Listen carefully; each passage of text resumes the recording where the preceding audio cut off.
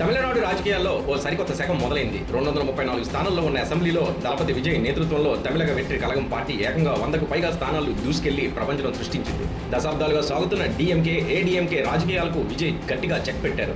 ఏ కూటమితోనూ పొత్తు పెట్టుకోకుండా ఒక ఒంటరి సింహంలా బరిలోకి దిగి ఈ స్థాయిలో సీట్లు గెలవడం భారతీయ రాజకీయాల్లోనే ఓ అద్భుతంగా పరిగణించబడుతుంది. ఈ విజయం సుమారు 50 ఏళ్ల క్రితం ఎంజీ రామచంద్రన్ సృష్టించిన ప్రపంచాన్ని గుర్తు చేస్తుంది. సినిమా రంగం నుంచి రాజకీయాల్లోకి వచ్చి తొలి ప్రయత్నాల్లోనే అధికారానికి చేరువైన నటులలో ఎంజీఆర్, ఎన్టీఆర్ అక్క స్థానంలో ఉంటారు.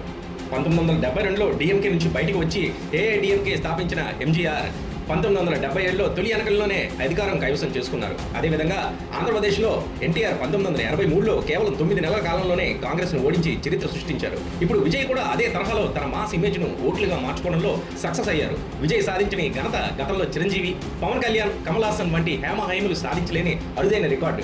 దళపతి విజయ్ వెనక ఒక పక్క వ్యూహం కనిపిస్తుంది. కమల్ హాసన్ లాంటి వారు మేధావులు రాజకీయాలకు పరిమితం కాగా విజయ్ మాత్రం ఎంజీఆర్ తరహాలో సామాన్య ప్రజానికాన్ని ముఖ్యంగా యువతను లక్ష్యంగా చేసుకున్నారు. తన సినిమాల్లోని రక్షకుడి ఇమేజ్ను రాజకీయాల్లోకి సమర్థవంతంగా తీసుకువచ్చారు. శివాజీ గణేశన్ వంటి నటులు సినిమాల్లో దిగ్గజాలైనప్పటికీ రాజకీయాల్లో ఒక సీటు కూడా గెలవలేకపోయారు. విజయకాంత్ ఒకప్పుడు కింగ్ మేకర్ గా ఎదిగిన సొంతంగా అధికారం చేపట్టలేకపోయారు. కానీ విజయ్ ఈ అడ్డంకులన్నింటినీ అధిగమించి నేరుగా 100 సీట్లు సాధించడం తమిళనాడులో సరికొత్త రాజకీయ సమీకరణాలకు దారితీసింది.